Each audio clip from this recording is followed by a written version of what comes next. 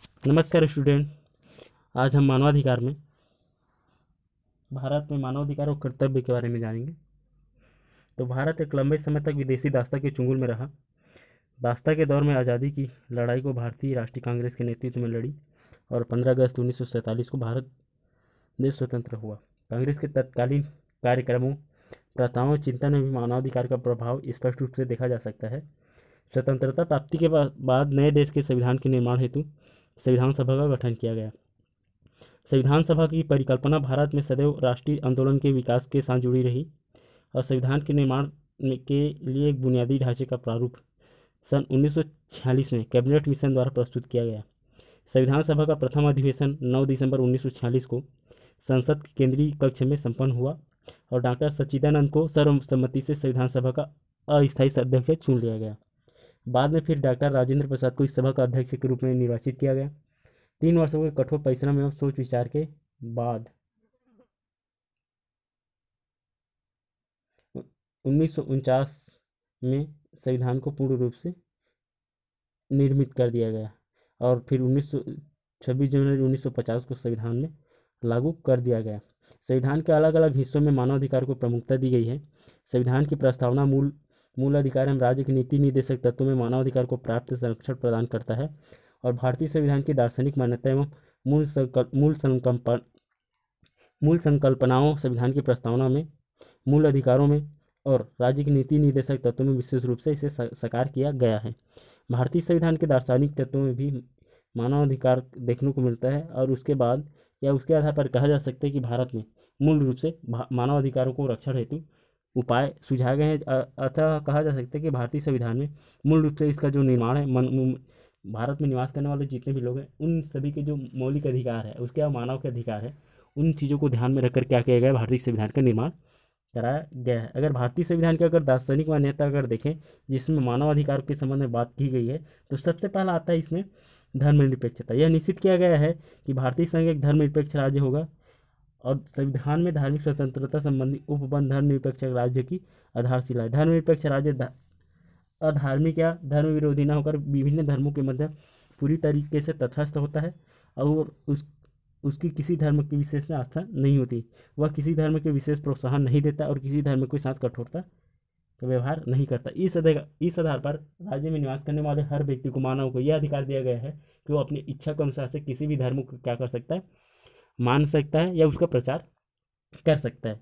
उसके बाद अगर उसके दार्शनिक मान्यता, दूसरी दार्शनिक मान्यता देते हैं देखें तो भारतीय संविधान सभा ने राज्य रूपी संयंत्र की रचना करते हुए उस सिद्धांत का प्रतिपादित किया जिस पर नवीन राजनीतिक व्यवस्था का निर्माण होना था और यह सिद्धांत था संसदीय लोकतंत्र का। भारत में संसदीय लोकतंत्र का और संविधान में लागू किए जाने के समय से देश में संसदीय व्यवस्था में अपनी सार्थकता और सफलता सिद्ध की, जिसके आधार पर राज्य में निवास करने वाले जो लोग हैं अपने लिए नियम एवं कानून का निर्माण करने के लिए क्या कर सकता है, इस संसदीय व्यवस्था में अपने लिए क्या कर सकता है, वो अपना प्रतिनिधि भेज सकता है और अब प्रतिनिधि भेजने के बाद अपने लिए नियम एवं कानून का निर्माण कर सकते हैं। इस आधार पर कहा जा सकता है कि जनता भले प्रत्यक्ष रूप से संसद में ना पहुंच पाए मगर अप्रत्यक्ष रूप से अपने प्रतिनिधि भेजकर क्या कर सके, अपने लिए नियम एवं कानून का निर्माण करने का कार्य करे। तो यह कहा जा सकता है कि आज वर्तमान समय में कि भारत में निवास करने वाला जो हर व्यक्ति है वो क्या करता है, अपनी हितों की रक्षा करने के लिए क्या करता है, नियम एवं कानून का निर्माण करने का जो कार्य है अपने प्रतिनिधि के माध्यम से करता है।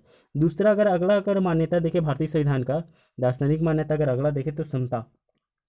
तो संविधान ने जाति, संप्रदाय, मूल, वंश अथवा लिंग के भेदभाव बिना सभी भारतीय के लिए समानता के सिद्धांत का प्रतिपादन करता है और संविधान निर्माताओं ने प्रस्तावना में केवल समता शब्द नहीं कहा और न ही समता सामाजिक, आर्थिक एवं सामाजिक कहा है, बल्कि उन्होंने यह स्पष्ट स्थान और अवसर की समता पर बल दिया है। उनका कहने का मतलब ये है कि उन्होंने समता के आधार पर भी राज्य में निवास करने वाले जो प्रत्येक व्यक्ति है वो हर व्यक्ति क्या कर सकता है, अपनी उपयोगिता, अपनी योग्यता के आधार पर क्या कर सकता है, भारत में राजनीतिक या आर्थिक क्षेत्र में क्या कर सकता है, काम कर सकता है। कोई भी व्यक्ति उसे किसी भी प्रकार से नहीं रोक सकता ताकि मनुष्य के जो व्यक्तिगत विकास है उसे आसानी से किया जा सके। उसके बाद अगर दार्शनिक आधार देखें भारतीय संविधान में मानवाधिकार के संबंध में तो वो आता है लोक कल्याणकारी राज्य। लोक कल्याणकारी राज्य की स्थापना ही भारतीय संविधान का आधारभूत लक्ष्य है, क्योंकि उनका मानना था कि जब तक राज्य में निवास करने वाला जो प्रत्येक व्यक्ति है उसका विकास नहीं होगा तब तक किसी भी राज्य को एक व्यवस्था के रूप में स्थापित कर पाना यह असंभव है।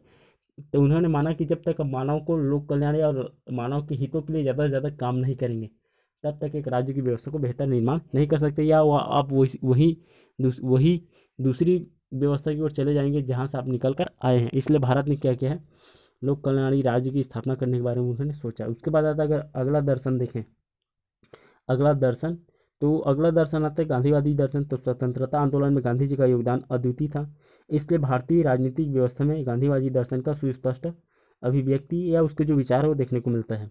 भारतीय संविधान में पंचायती राज, कुटीर उद्योग धंधों को प्रोत्साहन, मद्य निषेध, दुधारू पशुओं की रक्षा आदि को उल्लेख किया गया। वह गांधी दर्शन की व्यवस्था परक छाप देखने को मिलता है। उसके बाद अगला जो दर्शन देखें, अगर विचार देखें, वो था बंधुत्व एवं राष्ट्रीय एकता। तो भारतीय संविधान और राजनीतिक व्यवस्था के आधारभूत सिद्धांतों और दार्शनिक मान्यताओं की चर्चा में जिन अन्य दो मूल्यों को नहीं भुलाया जा सकता, वे हैं बंधुत्व एवं राष्ट्रीय एकता के मूल्य हैं। भारत में विभिन्न क्षेत्रों में भाषाओं, जाति एवं रीति रिवाज के बावजूद एक बुनियादी एकता और इस एकता के सुदृढ़ प्रदान करने वाला राष्ट्र का सर्वसम्मत लक्ष्य के रूप में माना जाता है, जिसने भारत को एक बेहतर राष्ट्र बनाने के कार्य किया। ये तो हो गया भारतीय संविधान का दार्शनिक मान्यता। कहने का मतलब है कि जो कल्पना के आधार पर हमने सोचा कि भारतीय संविधान में को निर्माण क्यों किया गया है। मगर भारतीय संविधान की वास्तविकता को देखें तो अगर भारत के संविधान को देखें, भारतीय संविधान की प्रस्तावना देखें, तो भारतीय संविधान में एक प्रस्तावना है जो संविधान निर्माताओं के विचारों की कुंजी के रूप में माना जाता है।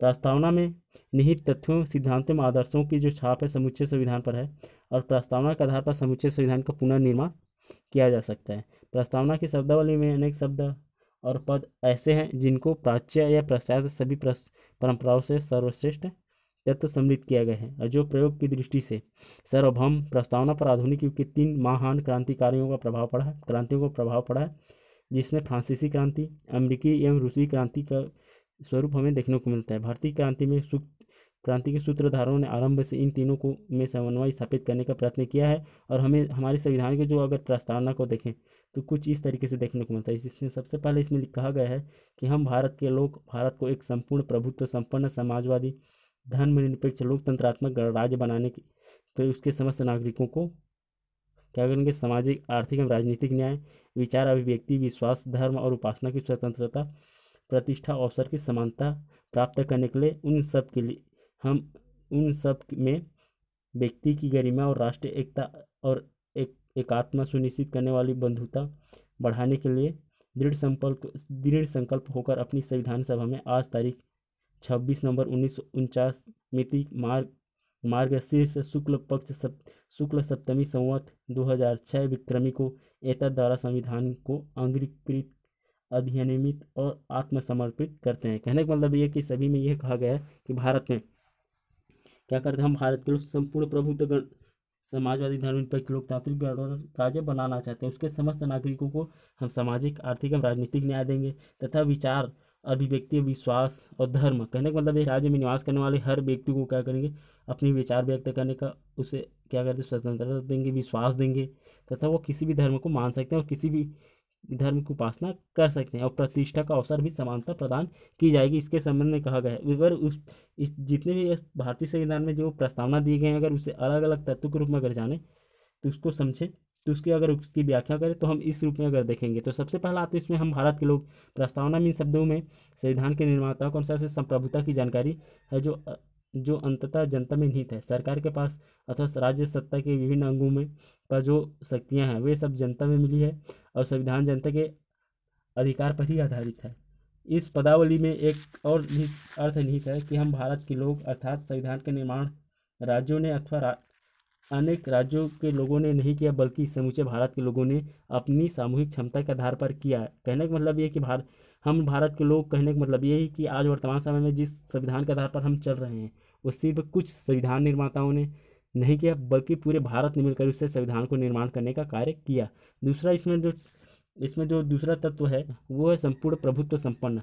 प्रस्तावना के संपूर्ण प्रभुत्व संपन्न पद से यह व्यक्त होता है कि भारत में पूर्ण रूप से प्रभुत्व संपन्न है, और कानूनी दृष्टिकोण से न इसके ऊपर किसी आंतरिक और न बाह्य रूप से किसी दूसरे का क्या है, नियंत्रण रहते हैं। हम किसी दूसरे के नियंत्रण में नहीं है। उसके बाद आते हैं तीसरा जो इसका पद है, लोकतंत्रात्मक तो भारतीय संविधान के दर्शन में लोकतंत्र की जीवन यापन की पूरी व्यवस्था के रूप में, जीवन के समग्र मार्गदर्शन के रूप में स्वीकार किया गया है।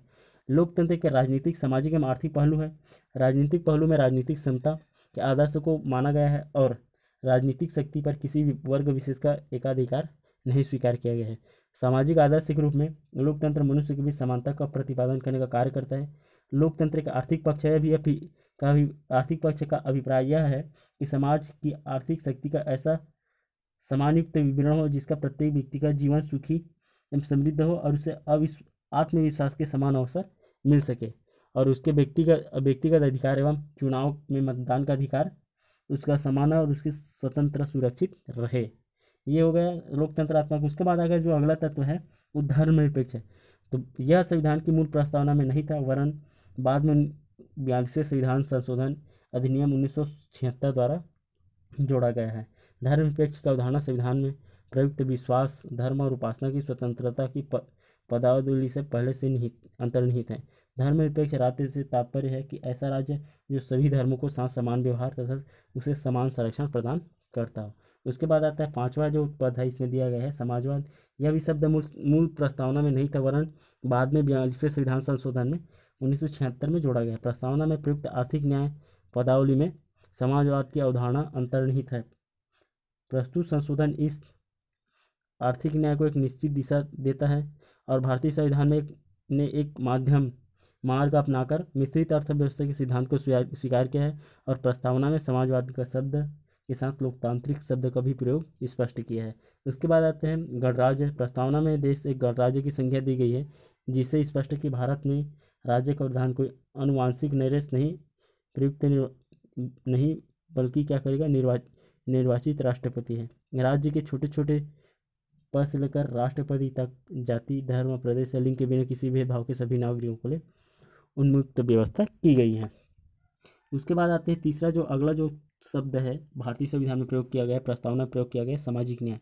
तो सामाजिक न्याय का अभिप्राय है कि मनुष्य के बीच सामाजिक स्थिति के आधार पर किसी भी प्रकार का भेदभाव न माना जाए। प्रत्येक व्यक्ति को अपनी शक्तियों के समुचित विकास के समान अवसर उपलब्ध हो। और संविधान में तीसरे और चौथे भाग में सामाजिक न्याय की सिद्धि के लिए अलग अलग विधियों का उपाय का उल्लेख किया गया है, जिसके आधार पर राज्य या समाज में निवास करने वाले जो लोग हैं अपने जो सामाजिक व्यवस्था के प्रति क्या कर सकते हैं, न्याय प्राप्त कर सकते हैं। उसके बाद आता है आठवां आता है न्याय। तो न्याय में कहने का मतलब है कि हमारे संविधान में सबसे अधिक बुनियादी और मौलिक धारणा न्याय की है। इसलिए प्रस्तावना में न्याय को स्वतंत्रता समानता से ऊपर रखा गया है। संविधान के चौथे भाग अनुच्छेद 38 में इस आदर्श का उल्लेख करते हुए कहा गया है कि राज्य का कर्तव्य है कि वो ऐसी सामाजिक व्यवस्था स्थापित करने का प्रयास करेगा जिसमें सामाजिक, आर्थिक एवं राजनीतिक न्याय राष्ट्रीय जीवन की सभी संस्थाओं को अनुप्रमाणित करे और लोक कल्याण की उन्नति पर प्रदर्शन करते रहें। उसके बाद अगर अगला तत्व अगर देखें भारतीय संविधान की प्रस्तावना की, तो आर्थिक न्याय। तो भारतीय संविधान का अनुच्छेद 39 में आर्थिक न्याय के आदर्श को स्वीकार किया गया है। इसमें राज्य को इससे कहा गया है कि वो अपनी नीति का संचालन इस प्रकार से करे जिसमें समान रूप से राज्य में निवास करने वाले सभी नर नारियों को आजीविका के लिए पर्याप्त संसाधन उपलब्ध करा सके। समुदाय की भौतिक संपत्ति का स्थायित्व नियंत्रण इस प्रकार से का बंटवारा हो जिससे ज़्यादा से ज़्यादा सामूहिक ही संभव हो सके। आर्थिक व्यवस्था को अंतर्गत धन और उत्पादन का वितरण के संसाधनों का सर्वाधारण के लिए अहितकर केंद्रीकरण न होकर पुरुषों एवं स्त्री का समान कार्य के लिए समान वेतन मिले। श्रमिकों को स्वस्थ एवं शक्ति का तथा बालकों को सुकुमारता का दुरुपयोग न हो और उन्हें आर्थिक आवश्यकता से विवश होकर किसी ऐसे व्यवसाय में न जाना पड़े जो उसकी आयु अथवा उसकी शक्ति के उपयुक्त न हो। अथवा कहने का मतलब है कि शैशव और किशोरावस्था में शोषण तथा नैतिक एवं आर्थिक परित्याग से संरक्षण प्रदान करना ही किसका अधिकार है, राज्य का कार्य माना गया है। उसके बाद आते हैं राजनीतिक न्याय। भारतीय संविधान के सार्वभौमिक मताधिकार की स्थापना, सांप्रदायिक निर्वाचनों का अंत और अनुच्छेद 19 से 22 तक के अंतर्गत विविध स्वतंत्र अधिकारों तथा अनुच्छेद 32 के अधीन संवैधानिक उपचारों द्वारा राजनीतिक न्याय के आदर्श मूर्त को प्रदान करने का कार्य किया गया है। उसके बाद अगर अगला तत्व देखें स्वतंत्रता, तो न्याय के बाद संविधान में सबसे अधिक महत्व स्वतंत्रता के सिद्धांत प्रदान किए गए हैं तथा विचार, अभिव्यक्ति, विश्वास, धर्म और उपासना की स्वतंत्रता को व्यक्तियों तथा राष्ट्र के आत्मिक उत्कर्ष के लिए आवश्यक माना है। संविधान के भाग 3 में मूल अधिकारों के अंतर्गत स्वतंत्र अधिकारों को विस्तार प्रतिपादित किया गया ताकि राज्य में निवास करने वाले जो लोग हैं अपनी जो विकास है अपने उद्देश्य उसे आसानी से प्राप्त किया जा सके। उसके बाद अगर जो अगला तत्व हमारे भारतीय संविधान का वो समता आता है।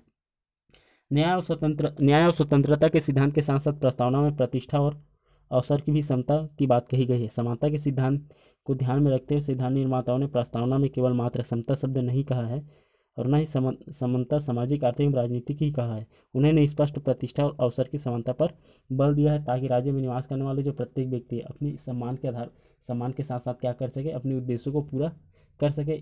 इस तरीके से क्या करते हैं, भारतीय संविधान उन्हें अवसर प्रदान करने का कार्य करता है। उसके बाद अगला तत्व है जो भारतीय संविधान की प्रस्तावना में जोड़ा गया है, व्यक्ति की गरिमा और बंधुत्व। तो प्रस्तावना में अन्य दो आधारभूत सिद्धांत एवं आदर्श है, व्यक्ति की गरिमा तथा बंधुत्व। संविधान में समता और समानता के आदर्श से व्यक्ति की गरिमा को प्रतिष्ठित किया है। इसके साथ ही सारे देश के लिए एक सब प्रशासन, एक सी नागरिकता, एक ध्वज, एक सी कानूनी व्यवस्था आदि की स्थापना करके देश को एकता के सूत्र में बांधने एवं राष्ट्रीय बंधुत्व को सुदृढ़ करते हुए अंतर्राष्ट्रीय क्षेत्र में विश्व बंधुत्व की भावना को प्रचार प्रसार करने का निरंतर प्रयास किया गया है। उसके बाद अंत में अगर भारतीय संविधान की अगर प्रस्तावना को देखें तो राष्ट्र की एकता और अखंडता। तो प्रस्तावना में इसका मंतव्य यह है कि विभिन्नताओं के बावजूद देश में एक से बुनियादी एकता जिसे दृढ़ता प्रदान करना एक राष्ट्र की सर्वसम्मत लक्ष्य है। अखंडता शब्द का मूल प्रस्तावना में नहीं था, वरन बाद में 42वें संविधान संशोधन में अधिनियम में क्या गया 1976 में इसे प्रस्तावना में समिष्ट किया गया। इस प्रकार से अगर गहन से भारतीय संविधान का प्रस्तावना का अध्ययन करें तो स्पष्ट हो जाता है कि भारतीय संविधान में मानव अधिकार कूट कूट कर भरा हुआ है और लगभग सभी मुद्दे कहीं न कहीं मानव अधिकार से जुड़े हुए हैं। ये तो होगी भारतीय संविधान की प्रस्तावना, जिसके आधार पर हमें पता चलता है कि भारतीय संविधान का जो निर्माण है मूल तरीके से अगर देखें तो मानव अधिकारों को ध्यान में रखकर ही इसका निर्माण किया गया है। मगर फिर भी क्या, अगर भारतीय संविधान के अगर अधिकार पत्र की अगर विशेषता देखें, जिसमें हमें भारत में निवास करने वाले जो लोग उसे अधिकार दिया गया है, उसकी अगर विशेषता देखें तो सबसे पहला ये अधिकार, इसमें विशेषता ये भारतीय संविधान अधिकार पत्र के कि सर्वाधिक विस्तृत अधिकार पत्र। तो भारतीय संविधान का तीसरा भाग जिसमें मूल अधिकारों को वर्णन किया गया है, उसे विश्व के जिस तरीके से भारतीय संविधान में वर्णन किया गया, इस तरीके से किसी भी देश में मनुष्य के अधिकार या किसी भी व्यक्ति के अधिकार के बारे में वर्णन नहीं किया गया है और इसे विश्व के अन्य किसी संविधान से सबसे बड़ा माना जाता है। इसमें कुल मिलाकर 23 अनुच्छेद है, 12 से लेकर 30 और 32 से लेकर 35 तक क्या किया गया है, इसमें से कुछ अनुच्छेद को साधारण रूप से लंबे हैं। कहने का मतलब है कि इसमें अगर भारत के विश्व के किसी भी देश में जिस तरीके से भारत में अधिकारों के बारे में विवेचना की गई है उसे अन्य देशों में नहीं किए गए। अगर इसका विशेषता देखें तो मूल अधिकारों सीमित है या निरंकुश नहीं।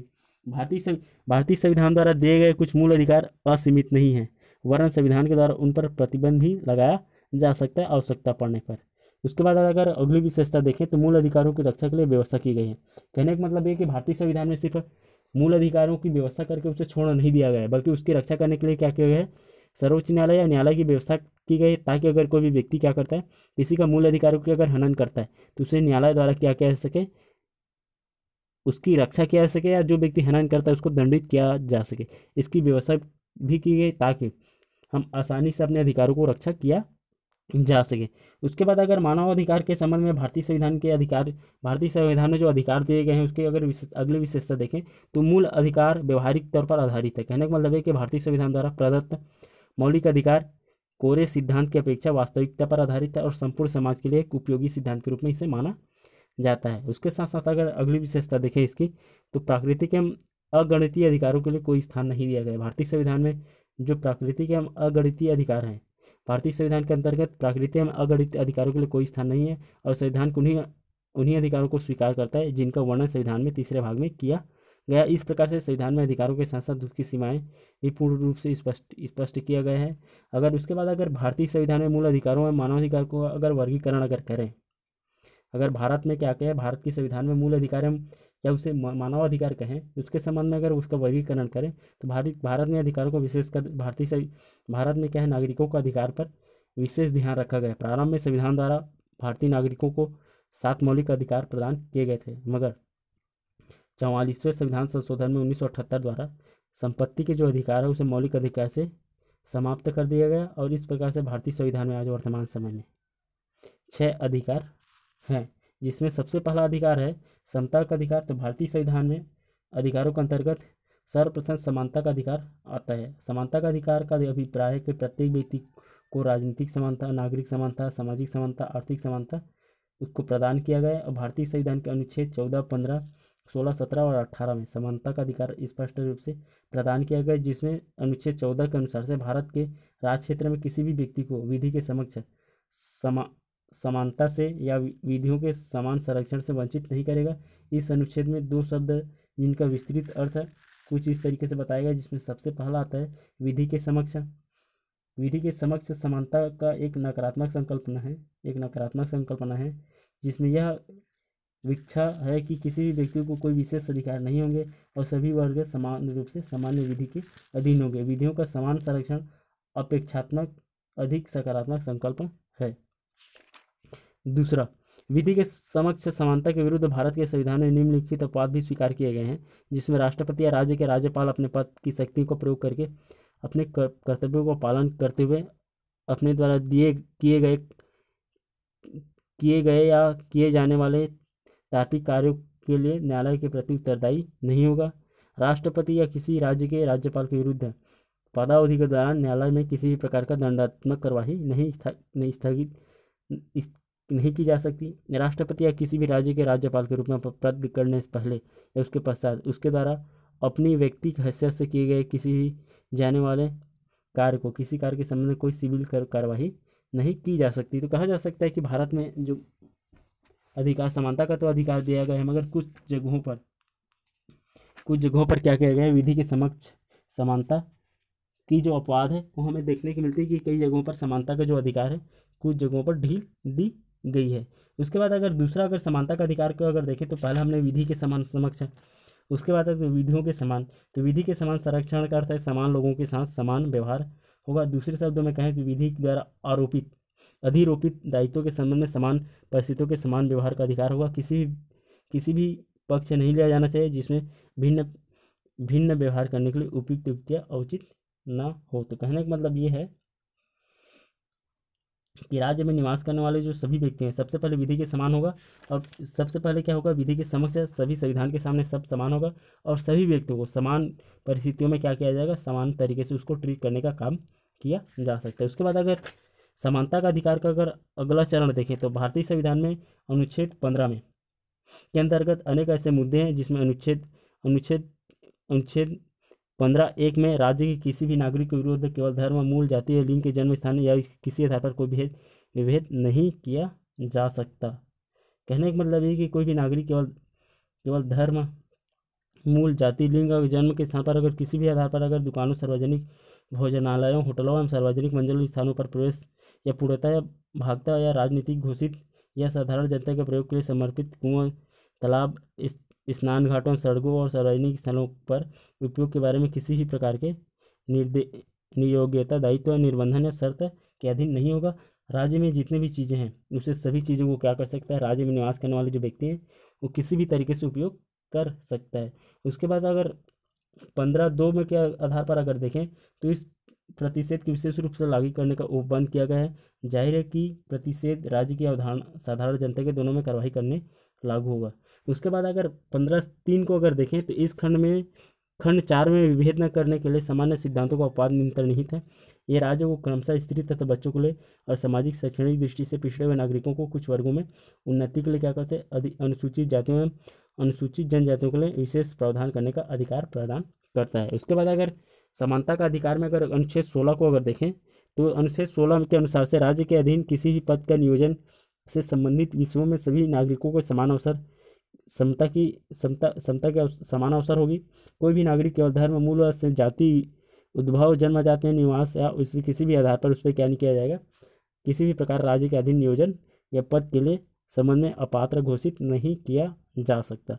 उसके बाद अगर समानता का अधिकार अनुच्छेद 17 देखें तो अस्पृश्यता अंत करके छुआछूत के व्यवहार को दंडनीय अपराध घोषित करता है और समाज में अस्पृश्यता के विषय को समाप्त करने के लिए संसद ने 1955 में अस्पृश्यता अपराध अधिनियम पारित करके जो भारत में लागू होता है। सितंबर 1976 में संसद द्वारा अस्पृश्यता अपराध अधिनियम संशोधित करके इसे कठिन बना दिया गया है और इस अधिनियम के अंतर्गत छुआछूत, बरतने या उसका प्रचार प्रचार करने के लिए अपराध में तीसरी बार या उससे अधिक बार दोषी पाए जाने पर व्यक्तियों को 2 वर्ष की सजा या 1000 रुपये की जुर्माना किया जा सकता है। अगर समानता का अधिकार के संबंध में अगर अनुच्छेद 18 को अगर देखें तो अनुच्छेद 18 के राज्य के किसी भी व्यक्ति को, चाहे वह भारतीय नागरिक हो या विदेशी नागरिक हो, उपाधियां प्रदान करने का कोई प्रतिषेध करता है तो इस अनुच्छेद में खंड 2 के अधीन भारत के नागरिक को अगर किसी विदेशी राज्य से कोई उपाधि स्वीकार करने का प्रतिषेध किया गया है। खंड 3 में उपबंध किया गया है कि कोई भी व्यक्ति राज्य के अधीन लाभ या विश्वास के किसी पद को धारण करते हुए किसी विदेशी या राज्य से कोई उपाधि राष्ट्रपति की सहमति के बिना स्वीकार नहीं कर सकता। और खंड 4 के अधीन राज्य के अधीन लाभ या विश्वास पद का धारण करने वाला कोई व्यक्ति किसी भी विदेशी राज्य के या उसके अधीन किसी भी रूप से कोई भेंट उपलब्धियां राष्ट्रपति की सहमति के बिना स्वीकार नहीं कर सका। अगर इसका उदाहरण आप देखें तो भारत के क्रिकेटर रविंद्र जडेजा को इंग्लैंड के पैलेस द्वारा उसे सर का उपाधि दिया गया है, मगर भारतीय संविधान के अनुच्छेद 18 के अनुसार से किसी भी व्यक्ति को, चाहे वह भारतीय नागरिक हो या विदेशी नागरिक हो, अगर वह भारत में क्या है सेवा दे रहा है, भारतीय कार्यों में अगर भारतीय सरकारी विभाग में अगर सेवा दे रहा है तो उन उपाधियों को क्या नहीं कर सकता, धारण नहीं कर सकता बिना राष्ट्रपति। उसी के साथ साथ भारत के जो क्रिकेटर है महेंद्र सिंह धोनी, उसको भी क्या किया गया है, उसे भी क्या किया गया है, डी.लिट की सेवा से मानक उपाधि से क्या किया गया है, सम्मानित किया गया है विदेशों से।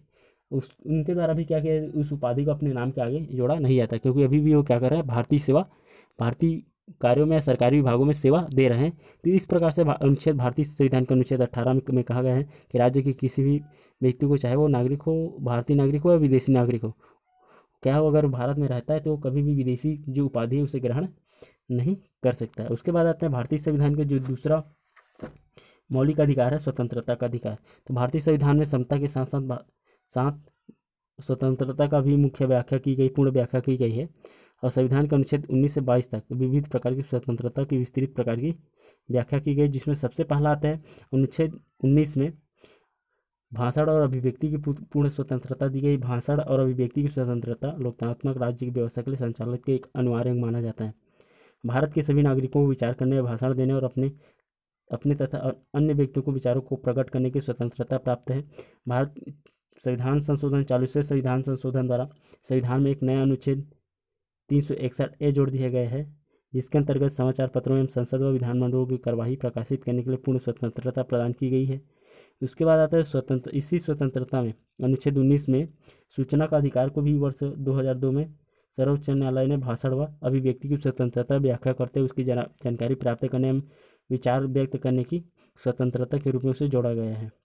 इसी को स्पष्ट करते सर्वोच्च न्यायालय ने लोकतंत्र को जीवित रखने के लिए स्वतंत्र एवं निष्पक्ष चुनाव के संबंध में स्वतंत्र एवं उचित जानकारी मतदाता को उपलब्ध कराना उतना उचित उन्होंने माना है। उनका मानना था कि जब तक विश्व के भारत के भिन्न क्षेत्रों में रहने वाले लोग हैं उसे सरकार की जानकारी प्राप्त नहीं होगी, तब तक वो बेहतर तरीके से सरकार के कार्यों में भाग नहीं ले सकते हैं। उसके बाद अगर अगला स्वतंत्रता के अधिकार के संबंध में अगला अनुच्छेद देखें जिसमें स्वतंत्रता के संबंध में बात की गई है, वो आती है अनुच्छेद 20। तो अनुच्छेद 20 के अनुसार से शांतिपूर्वक सम्मेलन तथा स्वतंत्रता जनता को दी गई है। और क्योंकि अभिव्यक्ति की स्वतंत्रता अधिकार तभी तर्कसंगत सिद्ध होगा जब जनता को स्वतंत्रता पूर्वक एकत्रित होने का अधिकार, हड़ताल करने का अधिकार, मूल अधिकारों के अंतर्गत कोई भी मूल अधिकार नहीं है तो किसी भी व्यक्ति को हड़ताल करने से रोका जा सकता है। प्रदर्शन जब हड़ताल का रूप धारण कर लेता है तो वह विचारों को अभिव्यक्त करने का साधन मात्र नहीं रह जाता। इस प्रकार से सभी नागरिकों को संघ या संगठन बनाने का अधिकार संविधान द्वारा प्रत्याभूत किया गया है। इसमें सैनिकों को संगठन बनाने का अधिकार नहीं दिया गया है। उसके बाद आते हैं स्वतंत्रता का अधिकार अनुच्छेद 21 को अगर देखें तो इसके अधीन विभिन्न प्रकार के अधिकारों का उल्लेख किया गया है, जिसमें क्रूर असाधारण दंड के विरुद्ध अधिकार, बंधुआ मजदूरों को मुक्त करने एवं उसके पुनर्वास का अधिकार, जानकारी प्राप्त करने का अधिकार, स्वास्थ्य सुविधा एवं चिकित्सीय सहायता का अधिकार, आवास का अधिकार, विदेशी यात्रा करने का अधिकार, हथकड़ी पहनाए जाने के विरुद्ध अधिकार, मृत्यु दंड के विलंब करने के विरुद्ध अधिकार, प्रतिबंध किए जाने का अधिकार, अपराध के शीघ्र विचारण का अधिकार, कानूनी सहायता पाने का अधिकार, एकांत में कैद के विरुद्ध अधिकार, लैंगिक शोषण के विरुद्ध अधिकार, रोजगार का अधिकार, मानवीय गरिमा सही जीवन जीने का अधिकार, प्रदूषण मुक्त वातावरण का अधिकार, एकांत का अधिकार।